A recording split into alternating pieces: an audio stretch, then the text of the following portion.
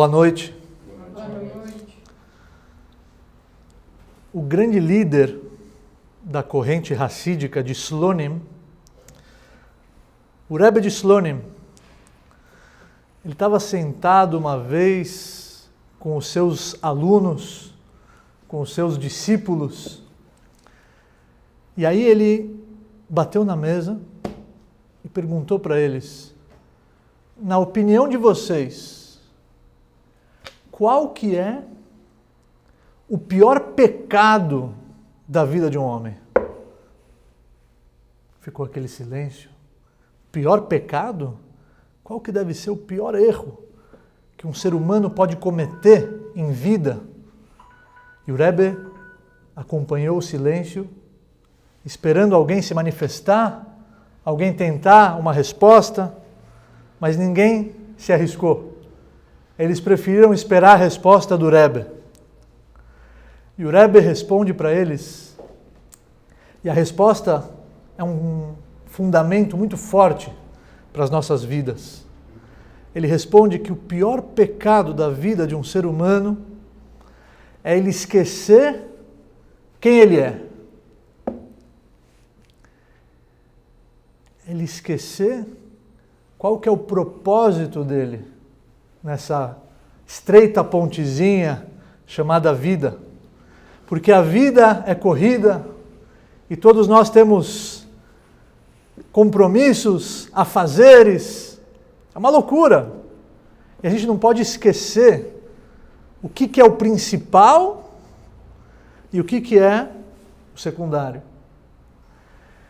E nós viemos aqui para crescer, para se transformar, para progredir, para aperfeiçoar o nosso caráter.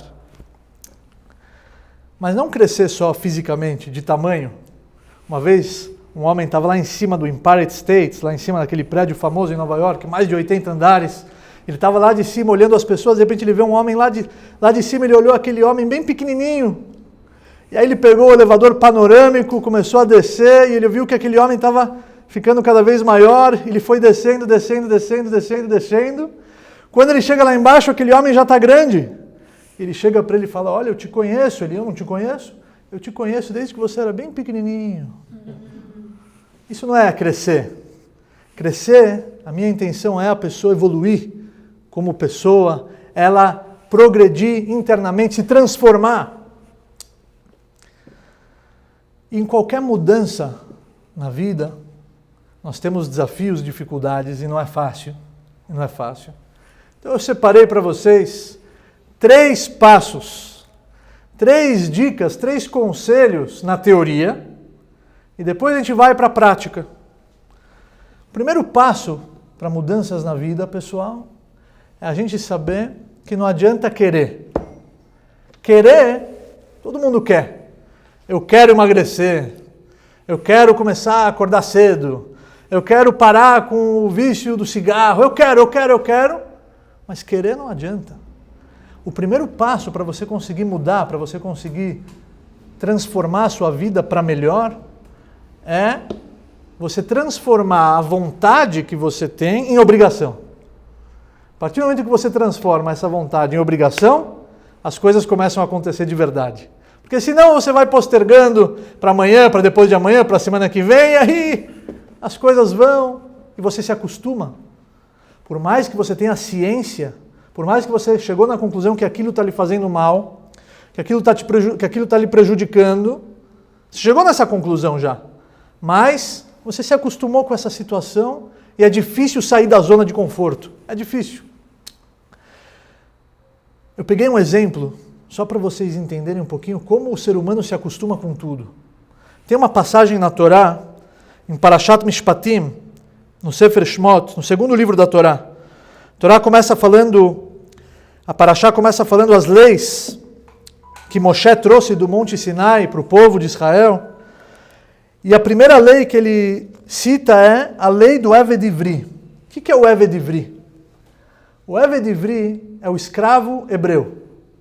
Qual que é o caso? Uma pessoa roubou. E ele não tem como pagar o roubo. o tribunal vende ele como escravo para que ele possa pagar o roubo com um trabalho. Ele é vendido como escravo.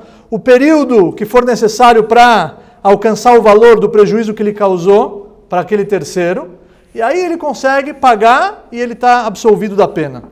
Quer dizer, em vez de colocar ele numa prisão com outros marginais, em vez de colocar ele num lugar onde ele vai ser influenciado negativamente, talvez ele vai sair pior do que ele entrou lá na cadeia, ele vai aprender outros truques.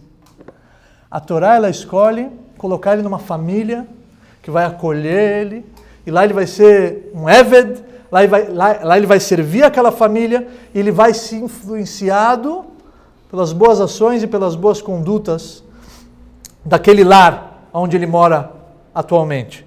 Então a Torá fala que o máximo que um Eved pode ser Eved, que o Eved Ivri ele pode permanecer sendo o Eved, é Sheshanim, 6 anos de Avod, o Bashviit Yetze Lachofshi Chinam. Depois de 6 anos, ele está livre. Porém, fala a Torá, se ele não quer sair, se ele quer continuar sendo escravo, então é possível e tem todo um procedimento que não vem ao caso agora. Perguntam os mefarshim, perguntam os comentaristas, como é que é possível alguém querer continuar sendo escravo para o resto da vida, senhores e senhoras? Para o resto da vida. Assim fala a Torá. 6 anos é o máximo, mas se ele quer continuar sendo escravo, é possível, tem um procedimento que se faz. A pergunta que os mefarshim fazem, alamakom, é, como é que pode ser que alguém quer ser escravo para o resto da vida? Qual que é a resposta? Sim, é possível. Porque ele se acostumou com aquilo. Lá ele tem a caminha dele, lá ele tem a comida, lá ele não precisa se esforçar muito, tem casa, comida, roupa lavada. E eu vi no jornal também uma matéria que tem presos que não querem sair da penitenciária também. E lá eles estão uma rotina, já tem lá a comida, ele não precisa se esforçar para ter comida. Tem o futebolzinho do pessoal do presídio, que ele já joga, já pratica um esporte. E ele tem toda uma vida já lá formada, ele não quer sair. Para que eu vou sair agora? Para trabalhar? Por que eu vou sair agora para ter que me esforçar? Aqui tá bom. Aquilo é bom? Não.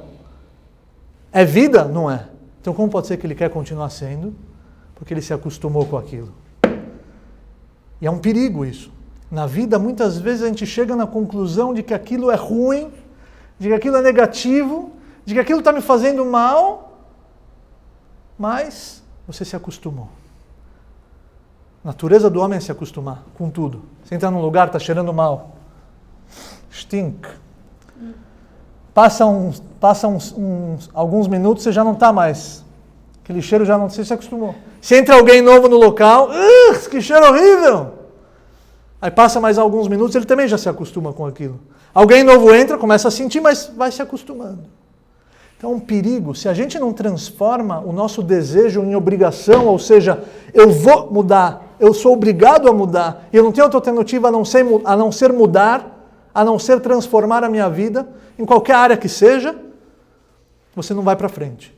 Então a primeira regra, pessoal, o primeiro passo para você ter o sucesso, o que você define como sucesso, as suas metas, os seus objetivos, é você transformar a vontade em obrigação. Porque senão você se acostuma, igual a gente viu, deu alguns exemplos que nós estamos vulneráveis a se acostumar. Uma vez uma mulher veio aqui falar comigo, ela falou que o marido batia nela. Que horror. Eu falei, o que a senhora está fazendo casada com ele ainda? Falou, não, porque às vezes ele é simpático. Eu falei, minha senhora, isso não pode acontecer. Você tem que se divorciar. Ela, não, mas o medo da mudança. É o medo, ela está acostumada com essa situação, que não é boa, é uma situação negativa. Ela mesma já chegou na conclusão. Aquele casal namorando já há 5 anos, e aí, não é que a gente vai escutar boas notícias, não é bem assim e tal, e vamos postergando, só vamos noivar e se comprometer e casar em 2050. Porque tá bom assim, se acostumaram com a situação. A gente está correndo esse risco. Se a gente não transforma o nosso desejo, a nossa vontade em obrigação, não é que eu quero, eu sou obrigado e não tem outra alternativa, eu vou, você não vai chegar a lugar nenhum. Primeira regra, transformar a nossa vontade em obrigação. A segunda, fala a Mishnah, em Pirkei Avot, Im ein ani li, mi li. O que isso significa? Im ein ani li, se eu não for por mim, mi li, quem será por mim? Ou seja, ninguém vai fazer o trabalho por você.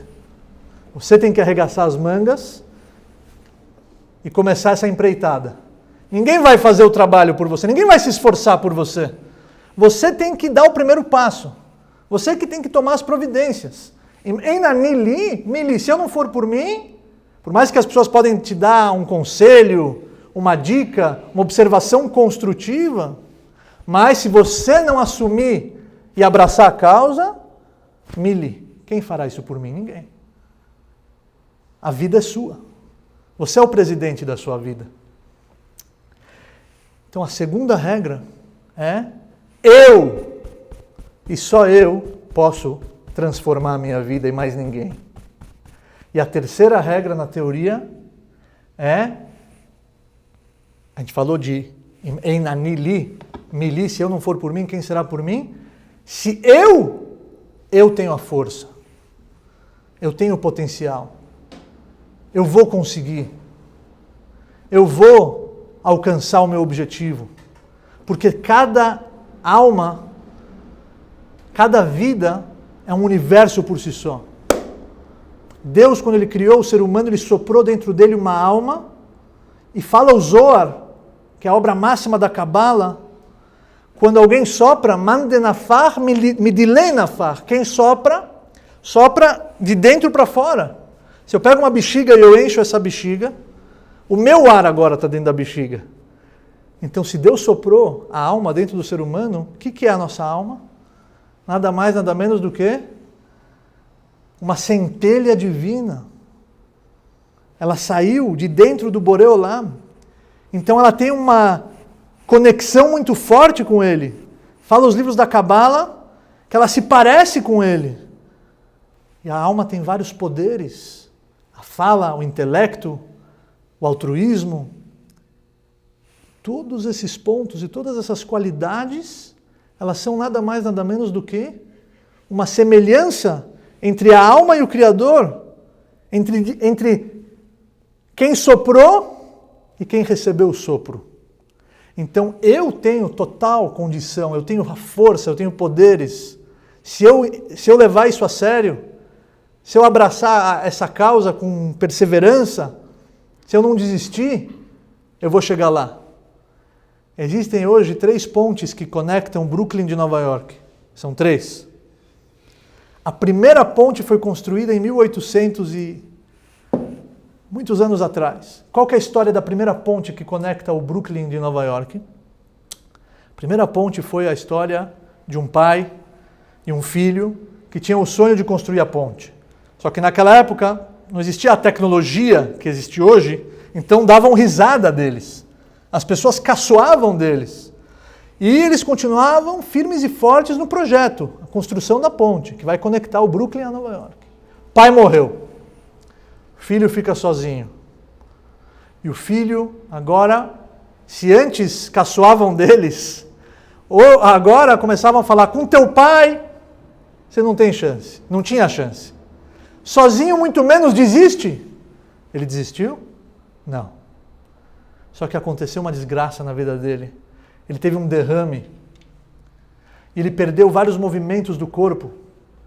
Então falavam para ele, com teu pai, não tinha chance. Sozinho, muito menos. Agora, espero que você caia na real. Não desistiu. Ele e a esposa dele, ele conseguia mexer alguns órgãos. Ele, através de toques, ele conseguiu se comunicar com ela. E ela era a porta-voz dele para os arquitetos, para os engenheiros, e a ponte está lá até hoje. Ele construiu a primeira ponte. O que parecia impossível se tornou realidade, porque ele potencializou a força dele e a energia dele ao máximo. E ele não se deixou levar pelo que os outros falavam. Ele não se acostumou com a situação de que estava difícil, porque difícil sempre vai estar. E quanto maior é a dificuldade, maior é o mérito. Então são 3 pontos na teoria. O primeiro ponto para a gente se transformar, para a gente alcançar os nossos objetivos na vida é transformar isso em obrigação. Não basta querer. A segunda é saber que só você vai. Ninguém vai fazer isso por você. Imeina nili, mili. Se eu não for por mim, quem será? E a terceira é eu tenho o poder. Eu tenho a força. Você acreditar em você mesmo. Você está ciente do potencial gigantesco que existe dentro da sua essência, da sua neshama. Agora vamos para a prática. Falamos na teoria, muito bom, está muito legal. 3 passos, 3 dicas, mas na prática, Rabino, é muito difícil.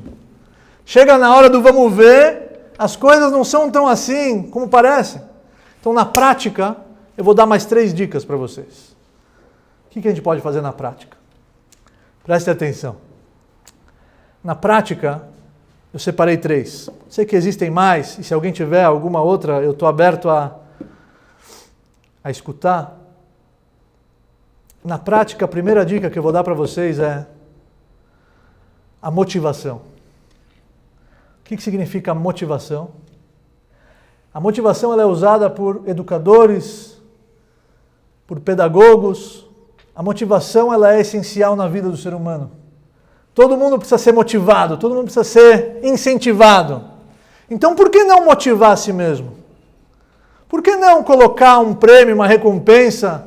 Por que não fazer um acordo com um amigo ou com algum parente? Que se você atingir a meta, se você conseguir o seu objetivo, você vai ganhar algo que você não ganharia. Você vai ganhar um prêmio, você vai sair para jantar fora, ou você vai se comprar um presente, por que não?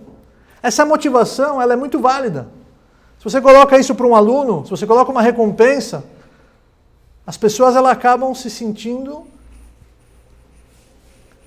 mais dispostas a mergulhar e a batalhar. Só que essa é uma motivação vinculada ao mundo físico. Você com você mesmo, você com algum amigo, com algum colega, com algum parente. Mas existe uma motivação que ela é uma motivação muito mais forte. Qual é essa motivação? É a motivação que vem lá de cima. O que significa a motivação que vem lá de cima? A motivação que Deus coloca na vida de cada um de nós. E só nós vamos compreender esses sinais. Uma vez, eu estava num avião, indo de Londres para Israel, voltando para Israel. Eu fui para um casamento em Londres e agora estava voltando para Israel. E do meu lado sentou um senhor. Esse senhor começou a me observar durante todo o voo, e eu até me senti constrangido. Quando chegou minha comida, que era comida kasher, ele ficava olhando, ele ficava observando, quando eu olhava ele disfarçava. Até que chegou um momento que ele criou coragem e falou para mim, olha, o meu neto é igual a você. Senti que ele queria falar do neto. Ah, que interessante, me conta do seu neto. Ele contou que eles eram uma família da Inglaterra, de Londres. Ele atualmente estava morando em Israel. E que eles eram judeus tradicionais, não eram judeus praticantes. Eles eram tradicionais. Qual que era o judaísmo da família? Rosh Hashanah, só. Maçã com mel em Rosh Hashanah, esse era o judaísmo da família. O que aconteceu? O meu neto, ele estava indo muito bem na empresa. Ele tinha um futuro promissor na empresa. Passaram-se alguns meses que ele já estava demonstrando o seu valor e ele estava recebendo muitos elogios dentro da empresa, dos gerentes, dos coordenadores, até que o chefe dele chamou ele para uma reunião e ele já estava já prestes a receber uma promoção, de tão orgulhosos que todos estavam com ele. Só que como Rosh Hashanah para a nossa família era tudo, para o jantar em família, ele foi para o chefe e falou, olha, eu preciso pegar alguns dias de férias, já estava no mês de setembro, eu preciso pegar uns dias de férias, porque a gente tem o nosso ano novo. O chefe falou, ano novo? A gente está em setembro, rapaz. O ano novo é o Réveillon, 31 de dezembro, à meia-noite, os fogos, champanhe. Falou, não, mas eu sou judeu, e o nosso ano novo, nosso calendário, o Rosh Hashanah é agora, é o ano novo judaico. Você é judeu? Eu sou. Pega os seus dias de férias, pode pegar. Não entendeu nada. Pegou os 3 dias, quando acabou o Rosh Hashanah, ele voltou para o trabalho. Onde está a mesa dele? Não estava mais lá. A mesa não estava mais. De repente ele sentiu um tratamento totalmente diferente do que ele estava recebendo. As missões de confiança que ele recebia parou de acontecer. Começavam a humilhar ele. Você vai agora lá comprar prego na farmácia, vai lá tirar xerox dessas folhas, nem usavam as folhas depois. E ele não é bobo. Falou, peraí. Antes deles saberem que eu sou judeu, antes deles saberem da minha essência, da minha cultura, o tratamento era um. A partir do momento que eles ficaram sabendo, o tratamento é esse? Ou seja, eles são o quê? Antissemitas. Eles são o quê? Preconceituosos. Então eles não gostam de judeus. Eles não gostam de judeus? Então eles vão ver só o judeu que vai circular pelo escritório. Eles não podem me demitir. É crime. Então eles estão querendo com que eu me demita. Estão transformando a minha vida, a minha rotina, num inferno, num pesadelo. Eles não gostam de judeu. Então eu vou agora circular aqui como um judeu, com as roupas racídicas. Vou comprar um tzitzit, o tzitzit que nós usamos. Vou comprar, vou colocar por cima da roupa. Normalmente a gente coloca por baixo, vou colocar por cima.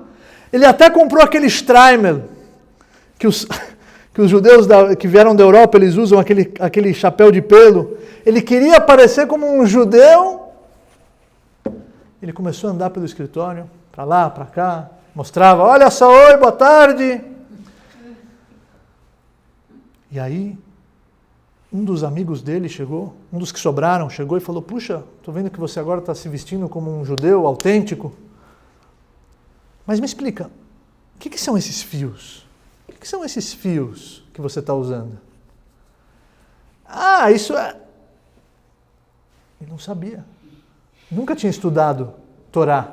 Ele nunca tinha estudado sobre as mitzvot. Ele nunca tinha estudado sobre a essência de cada preceito judaico.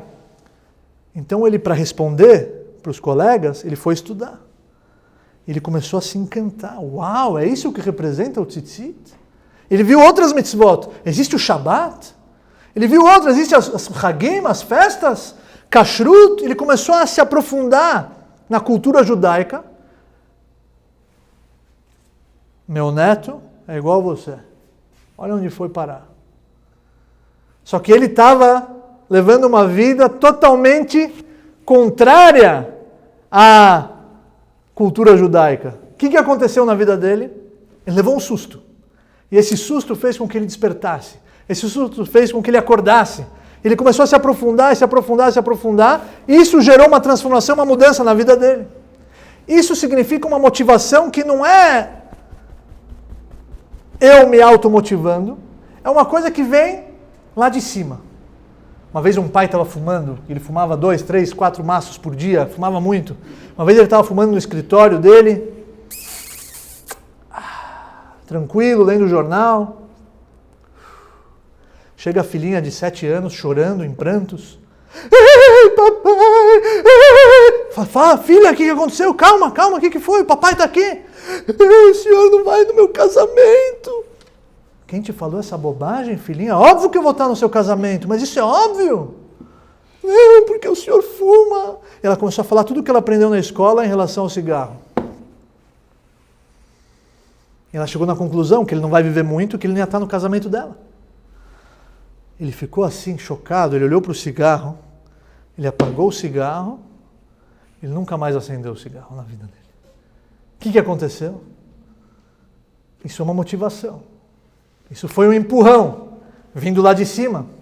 Então, se existe algo na nossa vida que vai ajudar a gente a se transformar e a progredir, são as motivações vindas lá de cima. É óbvio que eu posso me automotivar, é óbvio que eu posso entrar em acordo com alguém que vai me ajudar, que vai me colaborar com a causa, mas as mais fortes e as mais poderosas são as motivações que Deus coloca nas nossas vidas.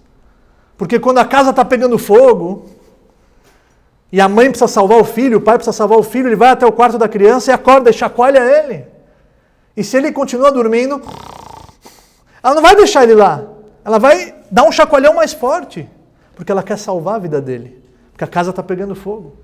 Então, quando Deus vê que a gente está saindo da linha, que a gente está se comportando de uma maneira que a gente está cada vez mais chegando ao fundo do poço, Ele, pelo amor que Ele tem a nós, porque Ele é a bondade infinita, sem falar a Cabala, Ele vai colocar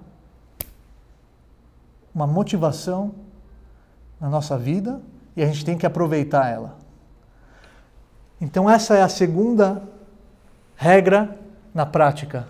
Aproveitar e observar as motivações vindas lá de cima. E a terceira, pessoal, é você substituir o vazio.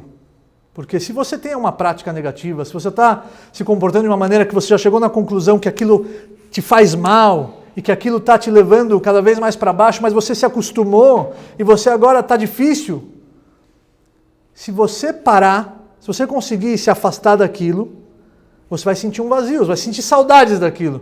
Porque você não estava lá à toa, ninguém fuma à toa, e ninguém come chocolate e doces à toa, e ninguém acorda tarde à toa. Aquilo é um prazer, aquilo é uma coisa que dá preenche um vazio. Então se você tira aquilo, porque chegou na conclusão que dessa maneira não pode continuar, isso não é vida, não estou chegando a lugar nenhum, é um círculo vicioso, vai ficar um vazio. Então você tem que pôr um prazer positivo no lugar. Se você colocar um prazer positivo no lugar, aí você não corre o risco de escorregar de novo. Tem pessoas que sentem prazer em praticar esportes, aquilo faz bem, ele sente bem depois. Existem várias práticas positivas que dão um prazer para a pessoa e que aquilo vai substituir o prazer negativo, o prazer que estava te levando para baixo. Mas existe um outro prazer, que é o prazer espiritual, que ele é diferente do prazer físico. O prazer físico tem começo, meio e fim, é ali, acabou, é o momento, pá, depois já não tem mais gosto. Quantos bifes a pessoa vai conseguir comer? Quantos pedaços de pizza a pessoa vai conseguir comer? Quantos sorvetes ele já vai conseguir comer? 1, 2, 3, 4. Chega uma hora que ele não aguenta mais. É prazeroso? É, mas tem um limite, tem começo, meio e fim. Essas são as anaot, agashmiot, eles são os prazeres físicos. Já o prazer espiritual, ele é ilimitado. O oneg ruhani, o prazer espiritual vinculado à nossa neshama, ele é infinito. Eu vou dar um exemplo para vocês. Vocês estão saindo aqui da palestra, vocês estão saindo aqui do shiur. E aí vocês guardaram um pote de sorvete para você comer mais tarde. E você sabe que mais tarde você vai sentir fome, então você guardou já um pouquinho de sorvete, você vai chegar, vai pôr na geladeira, quando você sentir fome você vai comer. Só que para voltar para casa está trânsito. E aí você achava que ia chegar em 10 minutos, 15 minutos, 20 minutos, não, está trânsito. Aí você já começa a ficar com fome no carro. Mas está feliz porque quando chegar em casa, você está garantido, você tem o sorvetinho. Você chega na tua casa, na porta de casa você encontra um mendigo. E esse mendigo agora, ele olha para você, você olha para ele, ele olha para o teu sorvete que está na tua mão. E você tem duas opções, ou ignorar e entrar logo no prédio, ou compartilhar o que você tem com ele. Então você, tá bom, eu vou compartilhar, só que ele demonstra que ele não quer compartilhar, ele quer tudo para ele. Você tem duas opções. Ou você dá, fica sem e vai para casa com fome, ou você vai embora, sobe, come e vai se satisfazer. Vamos supor que vocês dão o sorvete para ele. Vocês sobem para o seu respectivo apartamento. Eu garanto para vocês que vocês vão se sentir melhores do que a sensação gostosa que é comeu sorvete de chocolate. Mas como é que pode ser? Eu fiquei sem, eu não comi, eu deixei de comer para o outro comer. Quer dizer, a minha barriga está vazia e eu estou me sentindo bem? Eu estou sentindo um prazer? Como é que pode ser? O Rav Galinsky, uma vez, ele conta que ele teve que, na Sibéria, ele foi preso, e ele teve que ficar 3 dias de jejum na Sibéria. E quando ele foi castigado lá, porque pegaram ele escondido colocando tefilim. Esse foi o pecado dele. Esse foi o crime que ele cometeu na Sibéria. Então ele teve uma penitência de 3 dias de jejum, sem comer, sem beber. Quando acabou os 3 dias de jejum, deram para ele uma sopa. E ele pegou aquela sopa, parecia um diamante, depois de 3 dias sem comer, sem beber, ele pegou aquela sopa, sentou numa mesinha. Quando ele ia comer, ele falou para os alunos que apareceu outro prisioneiro. Outro prisioneiro que recebeu o mesmo castigo que ele. 3 dias sem comer, 3 dias sem beber, só que o outro prisioneiro estava no 2º dia do jejum ainda. E aí o outro prisioneiro sentiu o cheiro da sopa, foi atrás, viu lá o Rabino Galinsky comendo a sopa. O Rav Galinsky conta que ele repartiu a sopa com um colega e ele se sentiu nas nuvens. Ele sentiu um prazer espiritual que sempre que ele lembrava daquele ato, sempre que ele lembrava daquela cena, ele se sentia bem de novo. Ele sentia um prazer, um oneg. Porque essa é a diferença do prazer físico para o prazer espiritual. Quando você ajuda o próximo, quando você faz o bem, você está nada mais, nada menos do que imitando quem? O Criador. Porque Ele é a bondade infinita. Então, a partir do momento que você potencializa a Koach HaNetinah, essa capacidade e essa força altruísta que tem dentro de cada um de nós, você se iguala a Ele, você se assemelha a Ele, você está parecido com Ele agora. E essa conexão gera um prazer espiritual. Então, se você substituir o vazio que vai ficar, o vazio está presente porque você agora não tem aquele prazer negativo. Se você colocar um prazer positivo, vai ser muito mais fácil você superar. Vai ser muito mais fácil você não voltar a escorregar. Uma vez,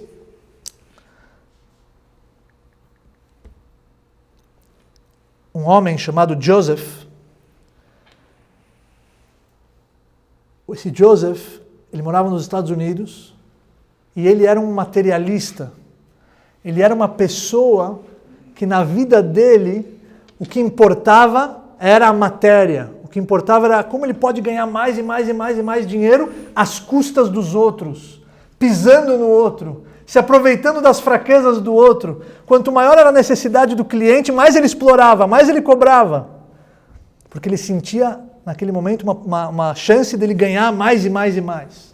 Só que teve um episódio na vida de Joseph que fez ele mudar, que fez ele reavaliar os seus conceitos. O que aconteceu na vida de Joseph? Ele estava no final de semana com a família, num sítio, num acampamento.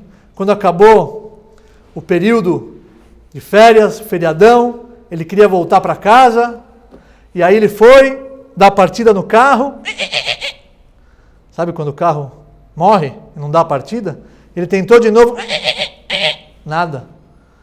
Puxa, como é que a gente vai para casa? Os outros carros começavam a ir, todo mundo indo embora do sítio, e ele tentando, e era domingo, e não tinha nada aberto, domingo, noite, tudo está fechado. Ele saiu do carro, falou para a mulher, falou para os filhos, calma, papai vai buscar ajuda a pé, na cidade mais próxima. Andou. Quando ele avista lá um posto de gasolina, ele dá um sorriso, mas quando ele se aproxima, ele vê que o posto está fechado. Ele começa a ficar assustado, começa a escurecer. Como é que eu vou voltar para casa? Aí ele encontra um telefone público, um orelhão. Ele vai até aquele orelhão, ele vê que lá tem um adesivo com vários números, e tinha lá um número de um auto-socorro. Ele liga lá para esse auto-socorro e atende no domingo. E ele descreve o caso, eles falam do outro lado da linha, fica tranquilo, que a gente vai chegar em meia hora. Fica tranquilo. Ele desliga o telefone e fica tranquilo. Mas logo a tranquilidade dele acaba. Por quê? Quanto isso já vai me custar? Ele pensa. Domingo. Poucas companhias de socorro estão abertas. Quanto que esse homem não vai me cobrar se eu tivesse no lugar dele? Ele começou a olhar, Ele começou a avaliar a partir do que ele faria no lugar do socorrista. Se eu estivesse no lugar dele, no domingo, quando poucas companhias de autossocorro estão abertas, quanto eu já não iria cobrar? Então ele vai me enfiar a faca, eu estou perdido. Então olha só a preocupação dele, aquelas meia hora enquanto o socorro não chegava, ele estava suando frio, porque aquilo vai... Imagina o valor do socorro, imagina o valor do serviço. Chega o caminhão, buzina, ele sobe no caminhão, ele vai até o sítio, quilômetros de lá. Quando ele desce, ele abre o capô lá, o funcionário da companhia começa a examinar e o Joseph lá desesperado, o coração batendo a 1000. Só que começou a examinar o capô, ele vai em direção ao Joseph e fala, olha, fica tranquilo, só a bateria que está descarregada. Vou dar uma carregada aqui, em poucos minutos o senhor já vai estar na estrada, fica tranquilo. E Joseph cria coragem, engole seco e fala, quanto isso vai me custar? Qual que é o valor? Quanto eu lhe devo? Aí o funcionário fala, o senhor não deve nada. Quê? O senhor não me deve nada. Como assim? Ele explicou. Há muitos anos atrás, eu estava numa situação igual à sua. Eu precisava de ajuda e alguém me socorreu. E alguém me ajudou. E eu perguntei para essa pessoa, o que eu posso fazer por você? Como é que eu posso lhe agradecer? E ele falou para mim, olha, todos nós somos anjos. Todos nós somos anjos de uma asa só. Um anjo com uma asa só, ele voa? Não. Como é que ele faz para voar? Ele abraça o outro anjo e eles vão decolar. Todos nós somos anjos de uma asa só. A gente tem que se abraçar, a gente tem que ajudar um aos outros e dessa maneira a gente vai conseguir progredir. Então o meu preço é você passar essa lição adiante. Esse é o meu preço. Então eu não vou lhe cobrar nada. E ainda enquanto a bateria carregava, ele brincou com os filhos de Joseph, fez truques de mágica, tirou moeda da orelha, entreteu a família. E aí, quando o carro estava pronto, o Joseph se despediu dele, emocionado, e ele nunca mais se comportou daquela maneira. Nunca mais. Ele sentiu, ele vivenciou o prazer que é ajudar o outro. Ele sentiu o prazer que é imitar os caminhos de Hashem, imitar os caminhos de Deus, que assim fala a Kabbalah, como ele é piedoso, como ele é bondoso, seja você também piedoso e bondoso. Dessa maneira você vai se espiritualizar, dessa maneira você vai se elevar, dessa maneira você vai sentir prazeres inigualáveis, que vão preencher qualquer vazio e que não vão te empurrar para trás, pelo contrário, vai ser um impulso que vai fazer você decolar. Em Crow Heights, um senhor de idade, Yankel era o nome dele, Yankele, ele era dono de uma padaria. E ele sobreviveu aos campos de concentração, esse Yankele sobreviveu aos campos de concentração. Certa vez ele disse, vocês sabem por que eu estou vivo hoje? Essa foi a pergunta dele. E ele contou a história de vida. Eu era uma criança, eu era apenas um adolescente na época, e nós estávamos num vagão de carga, aqueles vagões, aqueles trens de gado, em que os nazistas colocavam os judeus, e todo mundo estava sendo levado para onde? Nada mais, nada menos do que para Auschwitz. Noite chegou, gelada, frio mortal naquele vagão, e os alemães deixavam os vagões na estrada de ferro, tanto parados como em movimento de um dia para o outro, e às vezes durante dias a fio, sem comida, óbvio, sem cobertores. Ninguém tinha uma malha, ninguém tinha uma forma de se manter aquecido, de se manter quente. E do meu lado tinha um judeu mais velho, do meu lado tinha um senhor de idade. Eu reconheci ele, era da minha cidadezinha. Eu reconheci ele, mas ele não me reconheceu, não. E eu vi que ele estava tremendo. Ele estava tremendo. E se eu estava com frio, imagina ele. A saúde dele já estava debilitada. Ele tremia da cabeça aos pés. O que eu fiz? Eu envolvi ele com meus braços e comecei a esfregar. Comecei a esfregar o meu corpo no corpo dele.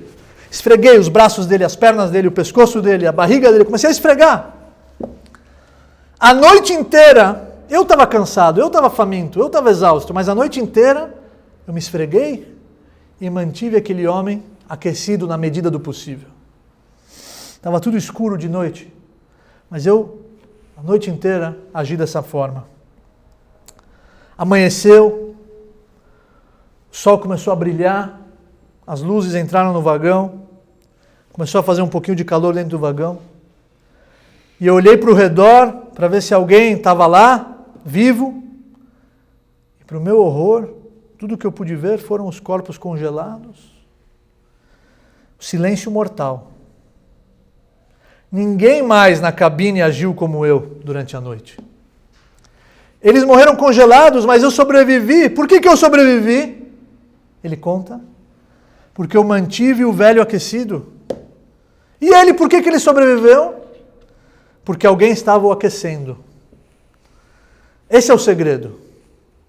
Essa é a terceira regra na prática. É você substituir, é você preencher o vazio com prazer.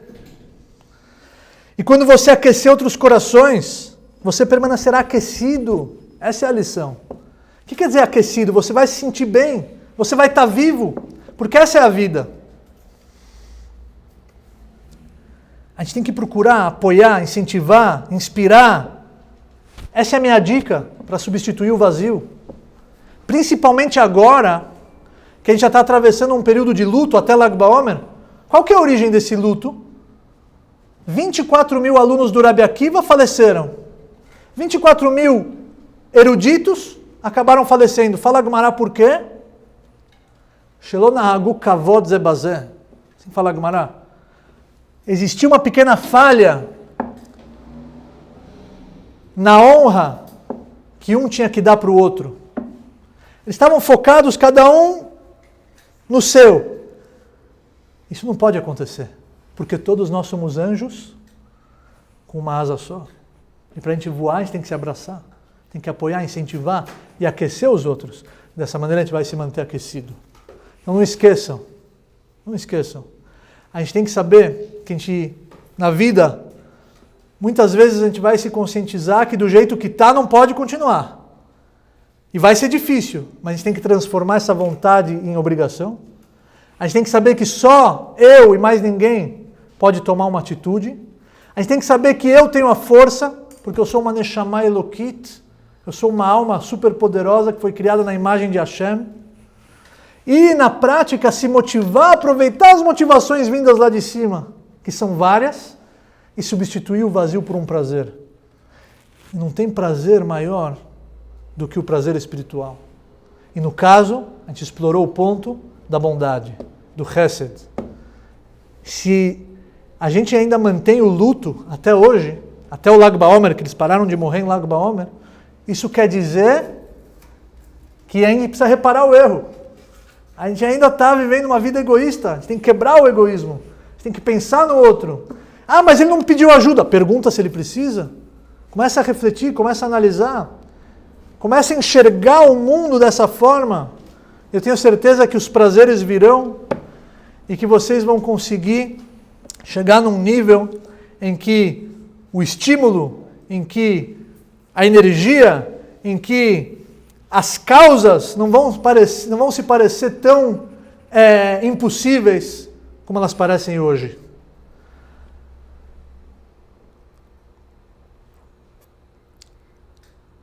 O Steve Jobs, ele deu uma palestra uma vez. E ele conta que quando ele abriu a Apple, todo mundo conhece a Apple, a empresa dele, ele precisava de um sócio. Porque chegou um momento que tinha muitos funcionários, chegou um momento que começou a crescer, ele precisava de ajuda. Então ele conta em 2005 em Sternfeld, uma palestra para universitários, que ele trouxe um sócio. Ele trouxe. E esse sócio era a mão direita dele, ele ensinou tudo para ele, todos os segredos, tudo que ele sabia, tudo que ele conquistou, toda a sabedoria que ele acumulou, ele ensinou para o sócio. Passaram-se os anos, numa reunião, o sócio falou A, ele falou B. Todo mundo foi com a opinião do sócio. E o que fizeram com ele, pessoal? Demitiram ele da própria empresa. Imagina a empresa que ele abriu, noites em claro ele passou. Ele conta que ele foi demitido da própria empresa. Ele falou que o mundo dele tinha acabado, ele não saía de casa, depressão, não tinha mais sentido a vida dele, ele estava assim numa amargura. Só que ele amava o que ele fazia. E o amor pelo seu trabalho fez ele sair de casa. E ele saiu de casa depois de meses e abriu uma empresa nova. Ele falou que aquela leveza, o peso daquela vida bem-sucedida que ele tinha, se transformou na leveza de um novo começo, uma página nova. E ele abriu uma outra empresa chamada Next. Depois passaram-se alguns anos, ele abriu outra empresa chamada Pixar. E a Pixar lançou o primeiro filme, que foi um sucesso nas bilheterias, o Toy Story. Um filme de animação que foi um sucesso, rendeu milhões. E ele começou a crescer de novo até que a Apple comprou a Next. E ele voltou para a Apple como diretor. E nesse caminho, ele tinha conhecido uma mulher que ele casou com ela, a esposa dele. Teve filhos com ela, que são a maior riqueza da vida dele. Então ele voltou para a Apple como diretor, casado, com filhos e mais 2 empresas. E ele pergunta para os universitários, foi bom para mim ser demitido da Apple? Naquele momento ou não? Aparentemente não. Aparentemente foi um desastre. Mas era necessário. Era necessário. Aquilo me motivou. Aquilo veio lá de cima para me motivar a abrir outras empresas que eram necessárias na minha vida. E sem elas eu não ia conhecer a minha esposa, minha alma gêmea, meus filhos. Depois eu voltei para a Apple, tudo voltou ao normal. Mas aquilo era um momento de dificuldade, um teste que eu precisava passar. E ele conta nessa palestra que na vida às vezes vão acontecer coisas que não estavam no roteiro. Vão acontecer coisas que você não gostaria que acontecesse. Mas tenham fé. Tenham fé, tenham confiança. Porque quem está no comando, quem está por detrás de tudo, ele que está te motivando. Ele que está querendo extrair de dentro de você um potencial existente que você ainda não descobriu. Então, pessoal, esses são os 3 passos. Essas são as minhas dicas para vocês. Eu tenho certeza que elas, na teoria, elas são muito bonitas, mas eu afirmo que todos têm plena condição de transformá-las em realidade. Eina nili mili. Guardem isso.